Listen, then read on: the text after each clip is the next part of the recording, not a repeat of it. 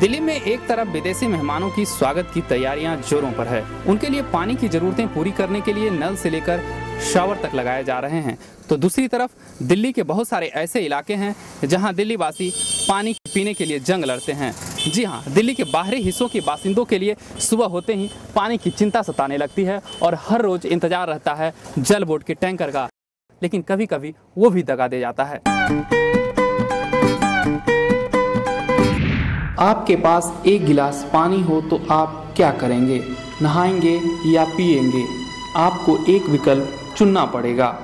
यह कल्पना नहीं, भविष्य का कड़वा सच है। यदि हम आज नहीं समझे तो 15 सालों में आज के मुकाबले पानी आधा ही मिलेगा और 40 साल बाद हालत और भी बदतर हो जाएगी। क्या आप 30 करोड़ लोगों में तो शामिल नहीं हैं जो सूरज उगते के साथ पानी के लिए जद्दोजहद शुरू कर देते हैं? यदि नहीं तो भी खुश होने जैसा कुछ नहीं है। आज नहीं संभले तो आने वाले 15 सालों में उन करोड़ों लोगों में शामिल होंगे जो पानी के लिए तरसेंगे। कैमरामैन अभिषेक के साथ राहुल कुमार।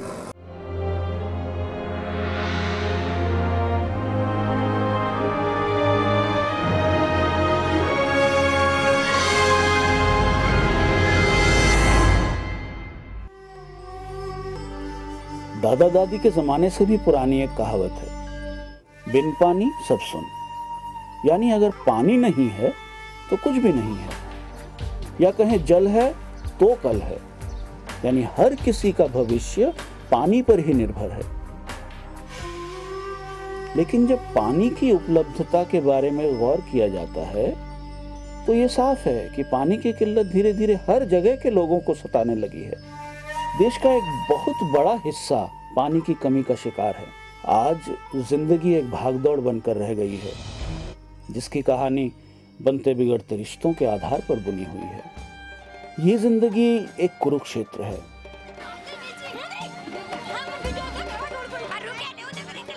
और यहाँ हर एक को अपने अपने कुरुक्षेत्र में लड़ना ही पड़ता है।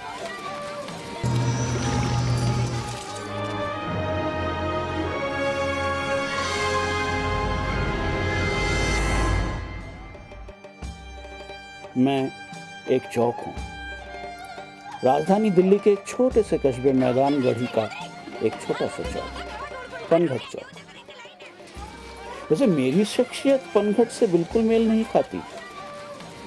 जहाँ पनघट में हर वक्त हर एक के लिए उपयुक्त पानी मौजूद होता है, वहीं मुझ पर हर रोज एक महाभारत लड़ा जाता है।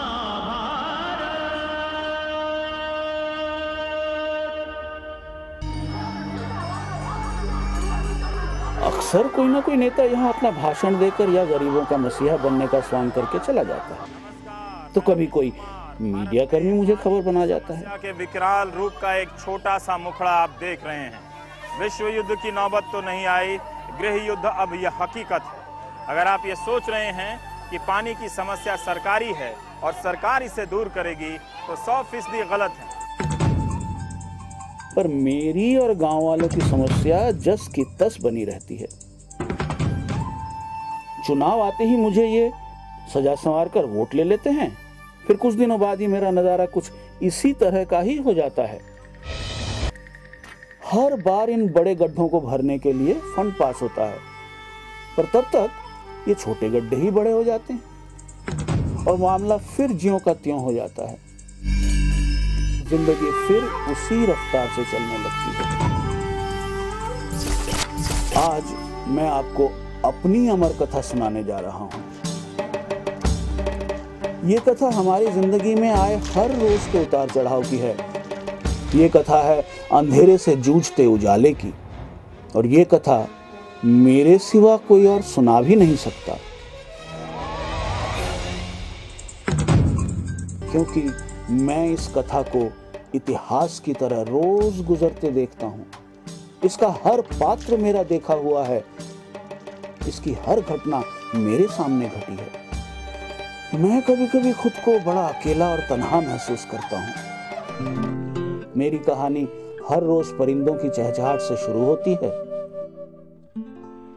जैसे जैसे सूर्य अपनी आंखें खोलता जाता है, यहाँ चहलकदमी बढ़ती जाती है।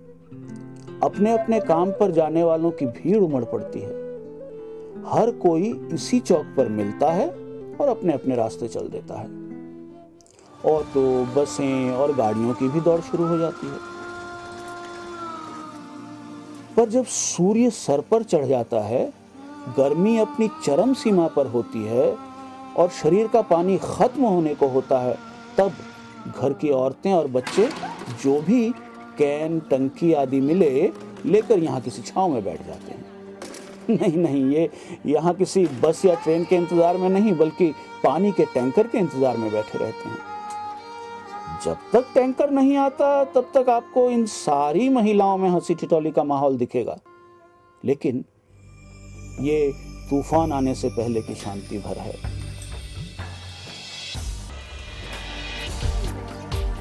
देखा, मैं ना कहता था।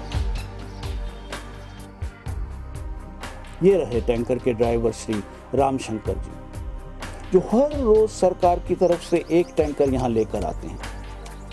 यही एक शख्स ऐसे हैं जो मेरी मिट्टी को पानी से सींचते रहते हैं, हमारी समस्या को भली भांति पहचानते हैं और हर रोज समय पर टैंकर लेकर पहुंच जाते हैं। वैसे एक टैंकर से पूरे गांव की समस्या तो दूर होने से रही, इसीलिए हर रोज की तरह ये चेहरे आज भी निराश नजर आ रहे हैं। क्यों? क्योंकि आज फिर पानी अधूरा जो मिला है।